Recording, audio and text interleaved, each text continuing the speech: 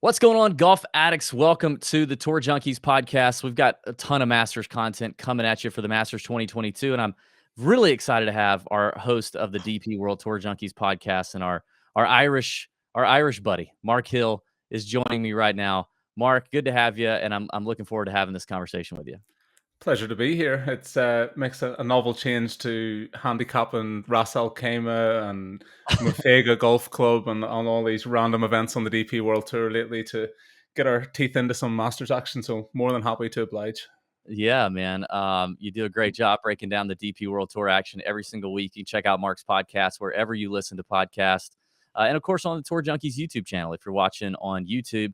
And I had Mark come in because I said, hey, Mark, let's talk about some Euro guys. Let's talk about some South Africans, some guys that play, a lot of their golf on the DP World Tour circuit or circuits outside of the PGA Tour. Because there's obviously a ton of those players in the field for the Masters. And we want to get a little more familiarity with some of these guys. There's obviously names your Terrell, your Paul Casey, the Euro guys, the Brits, or your fellow Irishman Shane Lowry, guys like that, Rory McIlroy, obviously that we all know, and those guys play the predominant portion of their schedule on the PGA Tour. But I just want to go through some of these names and talk through the Masters and break it down with you a little bit today in terms of DFS betting. Plenty of people are going to be playing Calcuttas this week for the Masters. You're going to have pool play where, pick a column, A, B, C, D, whatever, grab a player, grab a Euro, grab an old fart, whatever it may be. So everything's on the table. One and done, doesn't matter. But to start us off, Mark, kind of give me an idea of maybe things that, the casual American DFS player or better or what have you may not be thinking about that they need to think about when it comes to some of these players, analyzing these players and approaching these players from that perspective. Yeah, I think to be honest, there will be an abundance of content out there, and you're talking about a venue that everybody knows what strengths and weaknesses to look at around Augusta. But when it comes to actually compiling lineups and optimizers and everything else, you have to try and think outside the box a little bit, especially some of these amateurs, the old farts, as you put it, the DP World Tour guys that jump over, trying to think, how can I factor in or weigh in what they have done on the DP World Tour or even on the Old Boys Tour as well. Try and factor in little aspects that might not be captured in the optimizers on Fantasy National, for example, because it doesn't have the DP World Tour data at the minute. Yep. You've got significant rounds at the Saudi International, Abu Dhabi Championship, Dubai Desert Classic, and if we go historically, the likes of Sergio Garcia and Danny Willett have went and won the Dubai Desert Classic and then gone on to win Augusta in the same year. If you're not factoring that in whenever you're starting to look at your modeling side of things and your optimizers, you're off to a slow start, will we say. Yeah. God, I'll never forget the Danny Willett year. Myself, Jeff Feinberg, we hit Danny Willett at 150 to 1, bet him in November and hit it. I'd actually forgotten that I had the ticket until he was on number 16. And then I remembered that I had the ticket and I went and double checked it and it was there. It was a great hit. Awesome. I don't know what he closed at, but he was certainly overpriced for a guy who was 12 in the world at the time. Yeah. Oh, yeah. Just went under the radar. I think he closed somewhere around 60 that year. It was 50 or 60 to 1 when he teed off on Thursday. All right, so I want to – obviously, we're going to talk about a lot of players. I want to talk about the rookies first, the new faces that maybe guys might not be familiar with, to see about your thoughts on which of these guys you think truly has a chance to make the cut. It's not likely that you're going to think any of these guys are outright winners, but make the cut, maybe find you some value in DFS, maybe help you out in a pool play. But I have them as Garrick Higo, the South African, Guido Migliozzi, the Italian, Sepp Straka, Austrian, who just won, played for the Georgia Bulldogs, praise God. Minwoo Lee, Australian, killing it. Lucas Herbert, same thing, Australian, killing it. EVR, Eric Van Rooyen. Although he played, what did he play? He played one round in 2020 and then he withdrew. I actually don't remember that. One round of 76 withdrew with a back injury. So we'll technically count him as a rookie, but he's obviously had a sight. Am I missing? Seamus Power, I guess, just got in. And you cannot miss Seamus Power. You can't miss him. He'd be a rookie. Obviously, you're Irishman there. Who else am I missing? Anybody? I believe that's it. So, obviously the amateurs, but yeah. So break down that group for not talking about the amateurs yet. Break down that group for me. Who do you like? Who do you think is not, you need to stay away from? Your thoughts on those players? probably easier to go to the players that I would absolutely not touch with a barge pole right now. And Guido Migliozzi springs to mind straight away. Yeah. Looking at some of the betting odds before I logged on, DraftKings don't even have a price for Guido, but he's probably going to be in and around 200 to 1, given his last 6 months have been an absolute disaster. I think when we were talking around He's about he's the right. 420 to 1 on FanDuel. FanDuel has him right now. Yeah, I'm He's not right there. surprised. He's right there with Takumi Kanaya. Yeah. So anyway. Take Kanaya against What's Guido happening? Migliozzi in a matchup.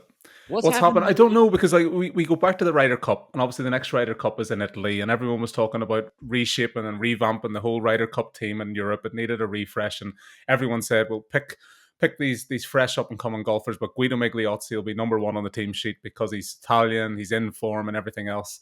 And since then, it has just gone to pot for this guy. 8 missed Yes. cuts in the last 6 months. Much lower grass of field than what he's facing here. He did finish 17th for the Alfred Dunhill. That was like the last glimmer of hope. But everything else has gone to. I'm trying not to swear. It's been it's been terrible.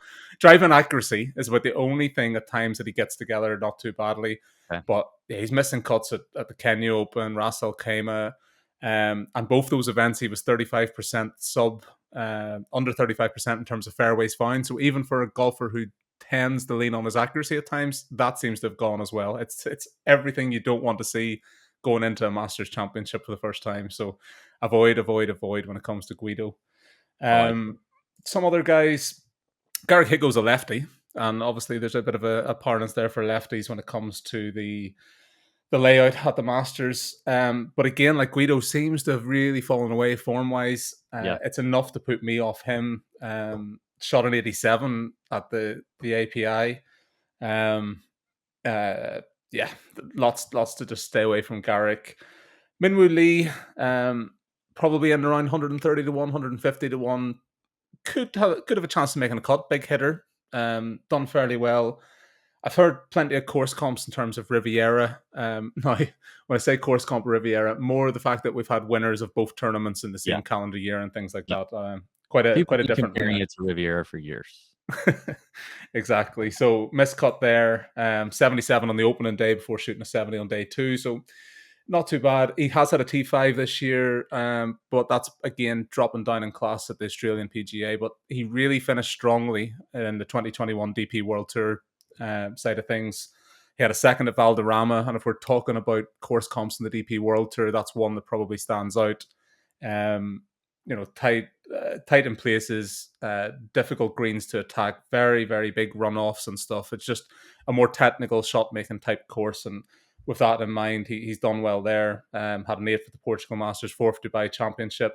If he can refine that competitiveness, he's certainly going to be one of the rookies that stands out.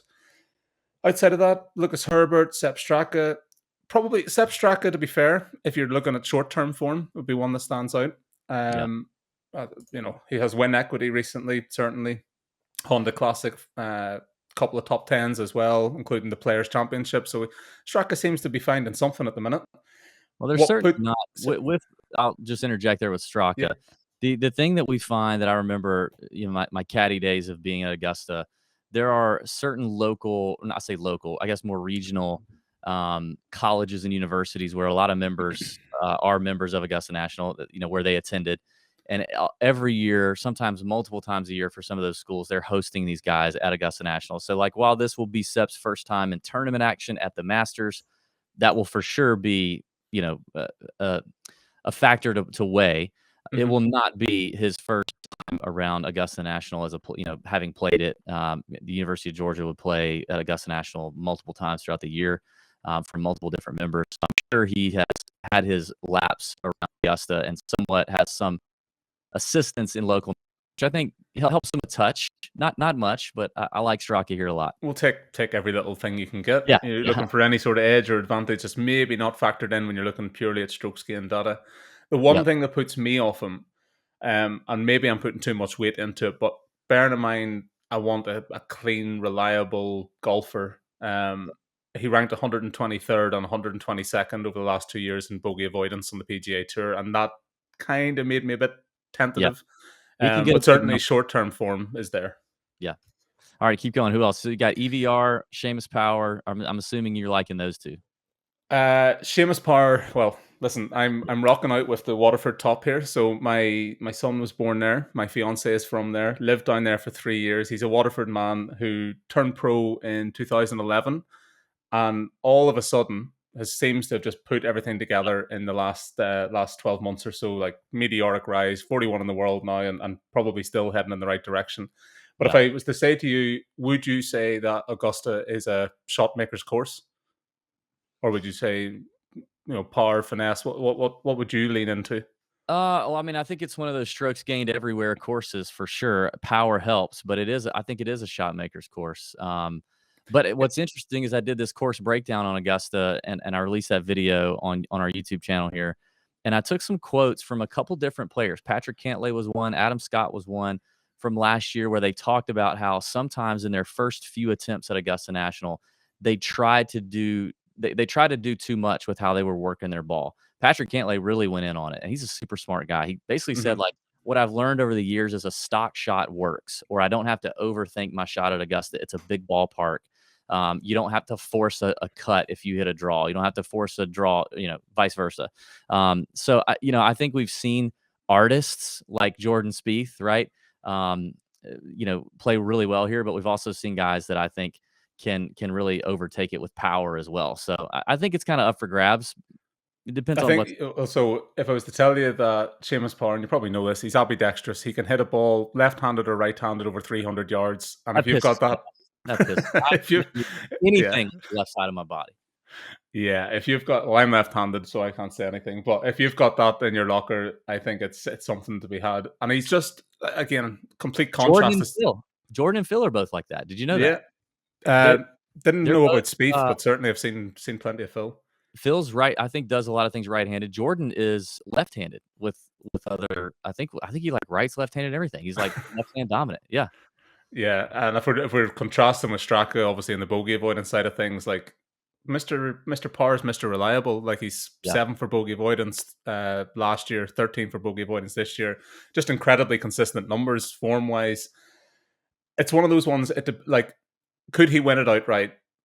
Can't say no, but if he's priced up anything greater than 66 to 1 to 80 to 1, that kind of price range, I'm going to start looking at the derivatives, the top 20s, matchups, everything else. But top 20 for Seamus Power, and maybe top rookie, depending on price point, I'd definitely be interested. Currently on FanDuel, he's listed at 65 to 1, and I don't see DraftKings has him up yet. I So, think I think DFS wise, he's going to be incredibly popular. It depends where he's priced up. Like I suspect he'll be priced up around Matthew Wolff, Billy Horschel, Jason Kokrak, and of those four names, I'd be with Seamus Power despite the debut factor. I don't think it's going okay. to phase him too much. Going in on Shayna. So I'm looking at let's move on to EVR real quick. I mean, EVR gained 11 strokes on approach at the Players Championship. That's 11. Finished 13th. The irons have kind of been clicking for him. He's definitely been seemingly a little more consistent, really since last summer than what we've seen him in the past. Any thoughts on EVR? Listen, I think, well, is going to be classed as a rookie as the first one? Probably not. So we can't get him in the rookie markets technically. I'd be surprised Yeah, if he's priced probably. up there. But like looking at DraftKings price, or some of the books that haven't, sorry, DraftKings hadn't priced them up. Looking at some of the other books, they were sitting around 150 to 1. It seems a decent price for someone who's showing the upside. He looks to be well over that back injury now. Seems to be finding a bit of form. Um, I can't weigh too much into that. Like it was the 2020 event. He wasn't right. Wasn't an Azila in sight, and now he's at this. Did you say 11 strokes? 11 strokes 11, again? 11 strokes. Yeah. Yeah. Definitely one to be looking at properly. Yeah, I can't put you off EVR. Okay. So that's the rookies. That's a good breakdown of some of the rookies. I want to ask you about a second year player. Okay. Uh, it's the Scotsman, Robert McIntyre. Bobby Mack, everybody loves sweet swing left-handed Bobby Mack, especially in the DFS streets on Twitter. In his debut here, finished 12th. Maybe that's kind of what you're seeing for your boy Seamus Power. That's a strong debut for Robert McIntyre. He definitely after that seemingly hasn't played as great. But what do you think about Robert McIntyre at the moment? Well, I think you do find a debutant each year emerging out of nowhere. But if you were to dig into recent form leading into the tournament, McIntyre was obviously peaking last year around this sort of time and hit the ground running. And that's where I like the parallels when we're talking about Seamus Power. But on McIntyre, it's one of those ones that tried to get his card for the corn or through the Corn Ferry Tour, tried to get his PGA Tour card. That failed miserably, and then absolutely down in the dumps for a number of months. Came back over to the DP World Tour, played at home in Scotland, missed the cut, wasn't going well at all. But when I looked into the actual stats, sort of tail end of last year, start of this year, he's always popping up in one category or another, never consistent across every Yeah, category. So, off the tee in Dubai, he ranked third in the field. GIR at the Genesis, fifth in the field. Strokes game putting at Ras Al Khaimah, the two events there, he was top five in the field. Third for strokes game putting in the DP World Tour finals. Fifth at Valderrama for around the green. If we're drawing the course comps in terms of Valderrama and Augusta, around the green game is probably going to weigh in fairly strong. It's if we are in the narrative of a second shot golf course, I'd say that's probably his biggest weakness is his approach play. But he seems to be trending just at the right time now back into some sort of form. Um, Seems to put the first two events of 2022 miscut, miscut. Now that he's back in the US and he's playing over there and it seems to be settling into a groove, we're starting to see a little bit of the old Bobby Mack. And there seems to be plenty to his game that if he can string it together, even for 3 of the 4 rounds, you're going to have a little bit of a little bit of a contender again there in Bobby Mack. I thought when I was first looking at it, I was going to just put a line through him and say not a chance. But recent form, coming back to somewhere he's obviously got a bit of a likeness for. I think that opening round last year was 74, and then managed to roll himself forward round after round to a T12 finish. So that's impressive on debut. yeah, Didn't let the 74 phase him on the first day, and obviously we're seeing someone that has the ability in his all round game, just can't consistently put it together. yeah.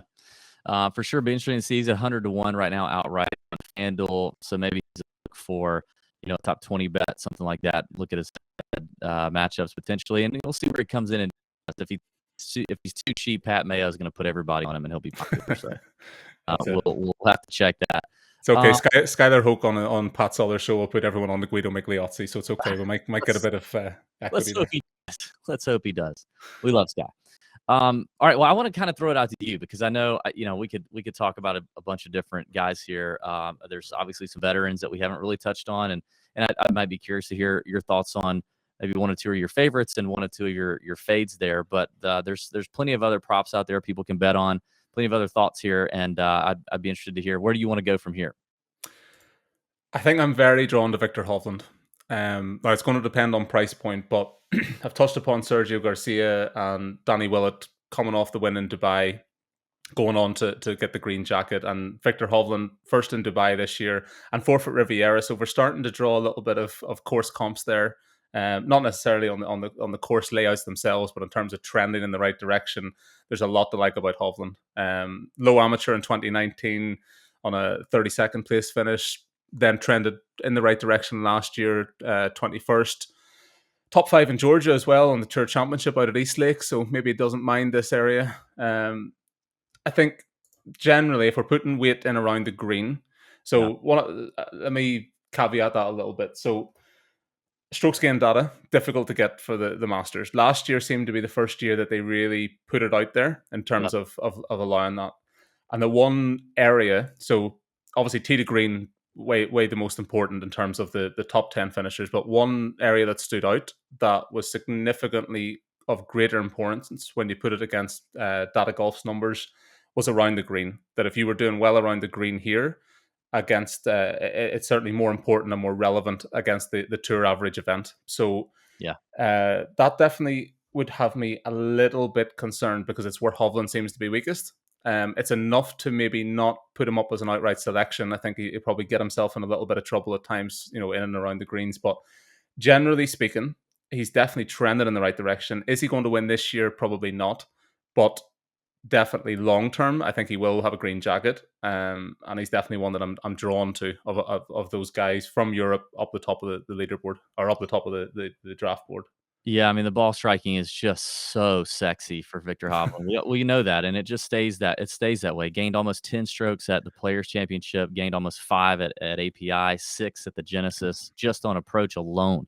Mhm. Um, so it and it's like, well, I mean, if he's hitting it that good, then hopefully he doesn't give himself too many chances to have to hit it around the green. But that's going to happen at Augusta. You're just going to have to deal with it at Augusta. It's a thing, and maybe um, the young guy will learn as the years go on. These guys seem to obviously learn more and more about where they can miss it, where they can't, and some of the deadly spots at Augusta. I think you're probably right. Like, does Victor have winning upside when you really think about that big glaring weakness in his game? Um, I I don't know. I don't Mm. know. Like, I think he'd have to have like a truly even great for Victor Hovland approach week to make that happen. Yeah. I'm excited to see the putting improving with him over the last few events that he's played. I'm enjoying that. But the around the green play is definitely concerning when it comes to limiting his upside and counting on him late on a Sunday when he's got to get up and down to save a part or to capitalize on one of the. I think we only have to look back at last year and say that we know putting's not important because we're looking at Hideki and Will With Zalatoris up Sergio the top. with You know? Sergio Garcia in 2017, Yeah. yeah, Yeah, definitely off the tee and putting I'd be putting the least weight into. So whenever if I do go into Fantasy National or do go on to data golf and stop using start using optimizers, that's the kind of areas I'm going to be lowering my weight. But yeah, Hovland's around the green game does give me concern. yeah, Um, I guess it'd be remiss of me as an Irishman not to talk a little bit about Rory McIlroy as well. yeah. Like I wanna hear this. I wanna hear this. statistically, he ticks so many boxes to be a Yeah, golfer that should do well here. But when you get his dad Jerry on TV year after year saying Rory just doesn't like it here, he doesn't like it here. He can't get his head around it here. I want him to complete the majors. I career want grand him to do slam. it so Yeah, badly. Um, I just don't know if it's ever going to happen. I think he's got Pete Cowan in the rearview mirror now. Last year he was coming into the tournament and was just ugly coming into it, trying to out Bryson and everything else. yep, Um, yep, opened up with a 76 on day one, missed the cut, bottom of the barrel in terms of morale and everything else. This year again seems to be turning it around in terms of trending well. Did very well at the Dubai event before ripping his t-shirt on the final day in frustration because he didn't quite get across the line. I want so badly to see Rory lift or put on the green jacket. It just hasn't happened yet, and I think he'll turn it. He'll be much improved from last year. I think he'll be competitive. Um, Probably relatively low ownership against some of the guys that are up there at the top of the board. If you wanted to be a little bit uh, contrarian, if you like, I do think the likes of Ram and everyone else is going to draw more ownership. So maybe Rory could be one to look at. The bogey avoidance stat is where he's awful over the last 2 years, 2021, yeah. 2022. And if we are looking at long term reliability, maybe that's an issue. Um, Enough question marks to put me off him, but What do you I'm willing him to do well. Yeah, fun fact, I actually heard today, and this is about a week before. I heard today, the Monday of, Valero, he is in Augusta today. His plane arrived this morning, but he's playing the Valero, and I wanted to ask you about that because we've not seen him play the Valero, except for I think, like, I don't know, almost 10 years ago, maybe it was that he played Mhm. Valero? Let me see. But what are your thoughts on and I went like 5 or 6 years back, previous Masters, and he had not played the week before. Thoughts on what he could be yeah, well, he last played Valero in 2013, he finished runner-up. But yeah, He finished seriously, runner up at Valero or finished runner up at he Augusta. finished runner-up at Valero. Mhm. Um, I'd be curious. Like he obviously has to try something different when it comes to approaching the Augusta yeah, Masters. There's something there that's missing at the minute. And if you're saying on the ground, you're hearing him, he's at the course, he's trying to familiarize himself, maybe trying to work on a few little bits of like he doesn't have to do an awful lot to get it right. no, Um, and maybe he does. Maybe he's recognized that a week off before is just hasn't served him well, and he needs that warm up. Um, Work on a few things without the pressure. There's no pressure on him if he's teeing up at Valero. yeah. Yeah, it's definitely one to have of interest. So obviously we could talk about, we could talk about Rom, we could talk about Oosthuizen, we could talk about, uh, you know, maybe some Fitzpatrick's playing really well right now. He's got a good Mhm. record there. I think that's interesting. I want to talk though because I know there's going to be DraftKings decisions. There's going to be pool play decisions where people are going to kind of be faced with some of these second tier veterans or even lower than that veterans. Like, what are we going to do with Paul Casey after the withdrawal situations at the WGC? And maybe right now we don't really have an answer for that. Maybe that's a wait and see. Let's hear a press conference. Let's see what happens.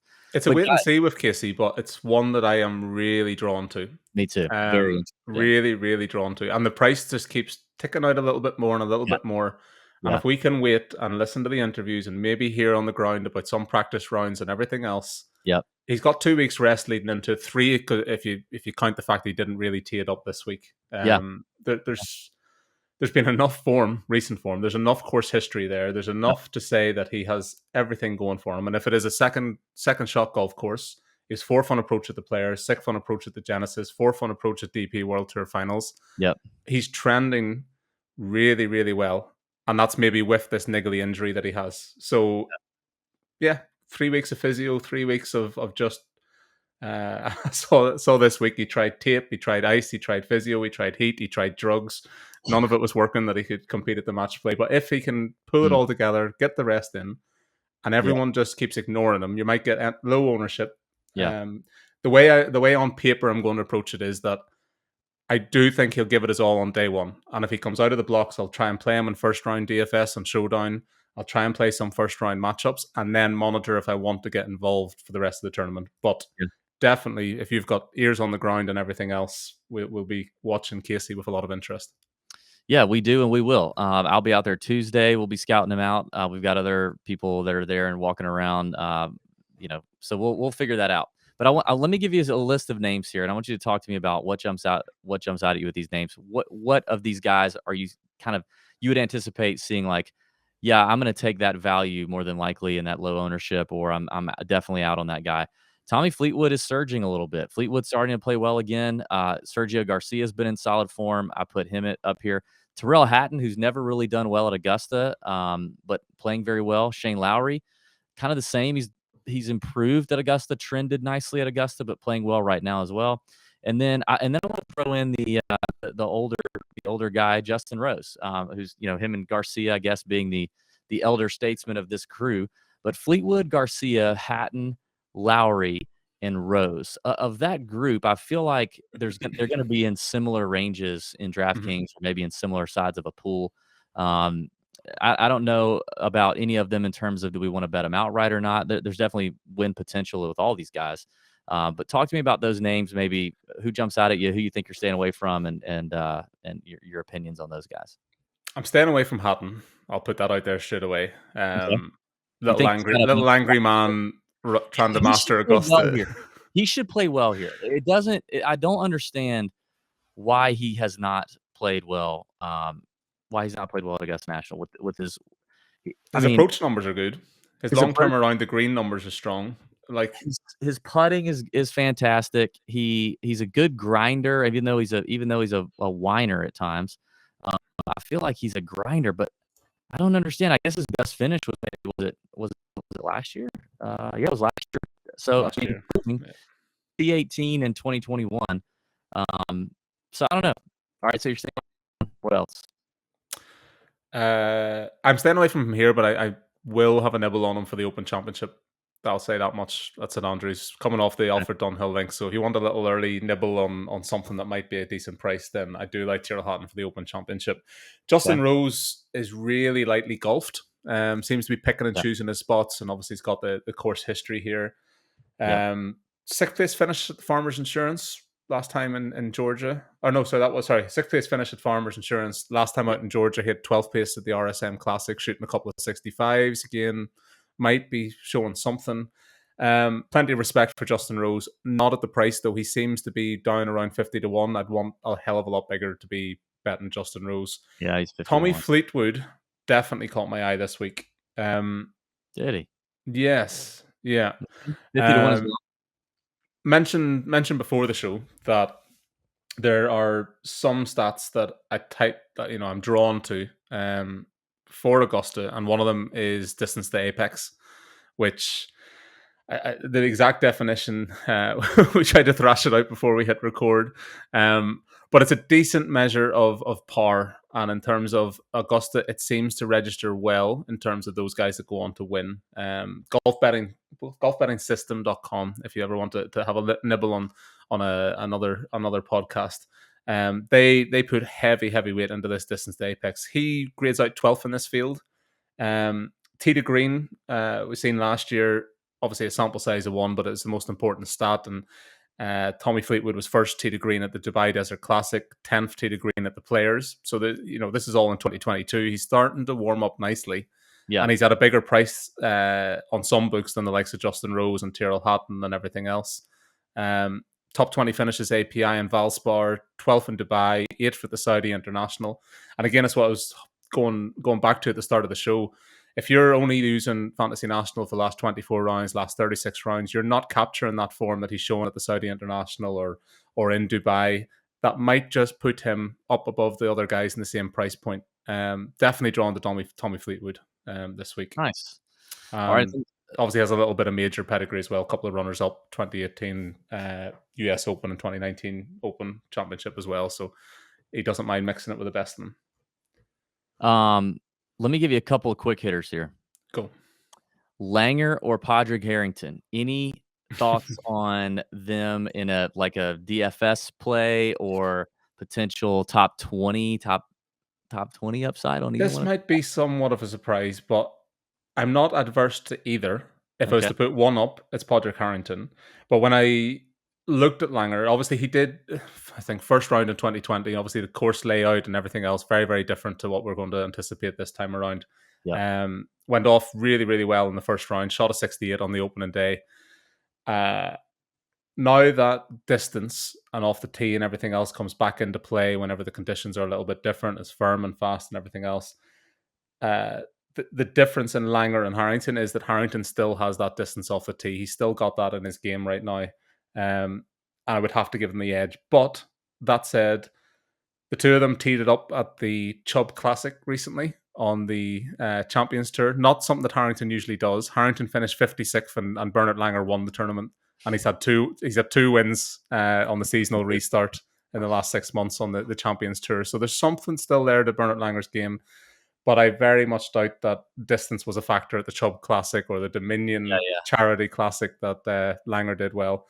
Listen, DFS have a couple of percentage. I would weight more heavily towards Harrington than Langer. But again, Harrington dropping over to the DP World Tour, he's actually done fairly well. A couple of top 10 finishes. Still mixing it in fairly decent fields. Top 10 in Dubai whenever all the big guns were over from the States. So yeah, plenty to still like in there. Are there any? You mentioned the amateurs earlier. Do you have any beat on any of the amateurs already that you're kind of interested in?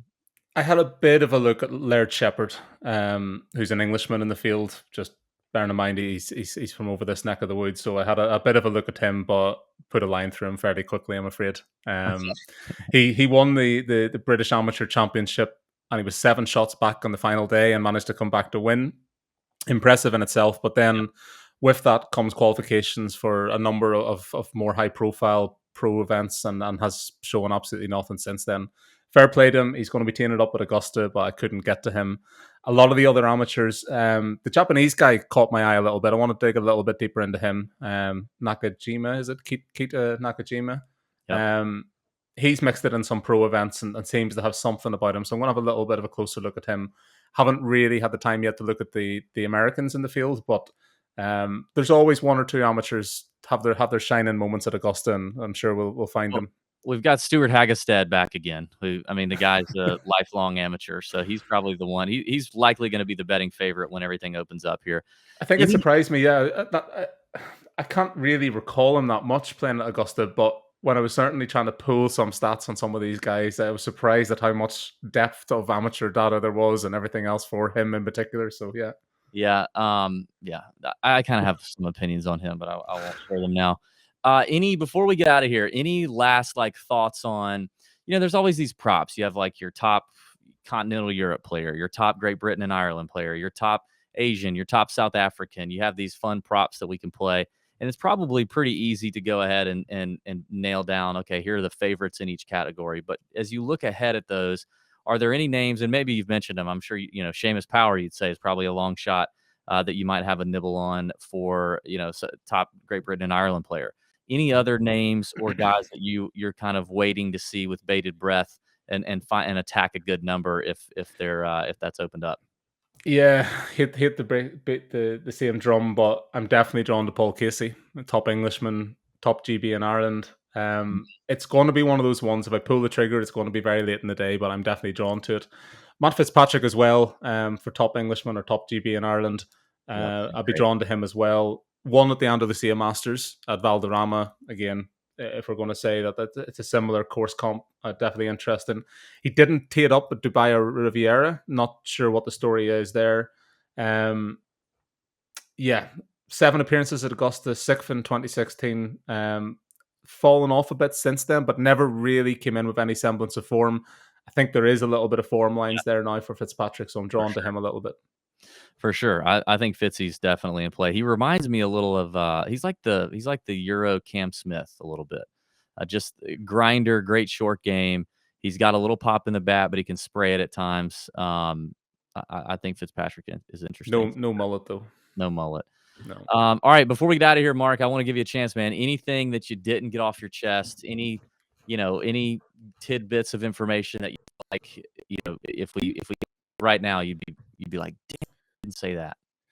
I think, yeah, so another market I'm kind of drawn to is top Australian, and I'm curious to see where Adam Scott is priced up. So when I was looking into it, he's obviously changed up his schedule this year. He doesn't typically come over to the DP World Tour, and when he did come over, he was showing little semblances of form. He's 5 top tens at the Masters, including the win in 2013. Maybe he's changing up that schedule to get a bit of worldly experience, but might also be with these kind of majors in mind that maybe he's identified something that he can work on his game overseas and do little bits and pieces. Approach numbers were good. API gained 4.58 strokes, for example, third in GIR at Abu Dhabi, fifth on approach. Genesis numbers were impressive.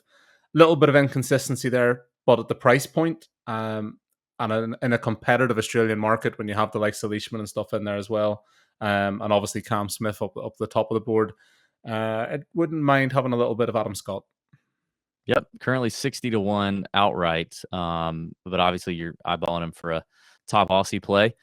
I could get down with that. I mean, everybody's hot on Cam Smith right now in terms of top Aussie, but we know that these veterans, and Cam Smith's got plenty of laps around Augusta, and he's come close. He's played really well here, but the veterans at Augusta, there's an edge every year that you got to count. Thank you, Mark. Thanks for joining us. I enjoyed that breakdown, and leave a 5-star review. Hit the thumbs up here on YouTube video. Drop us a little comment. What do you think about some of these picks? What are you doing with some of these Euros? You playing Bernard Langer? Are you playing Padraig Harrington? Are you able to sack up enough to make that happen? Let us know in the comments. Subscribe and check out all the other Masters content we're putting out this week. It's going to be a busy week. It's going to be a great week. Mark, thank you for hopping on. Pleasure, DB. Thank you very much. All right, everybody. Tour Junkies plus DP World Tour Junkies out. See you.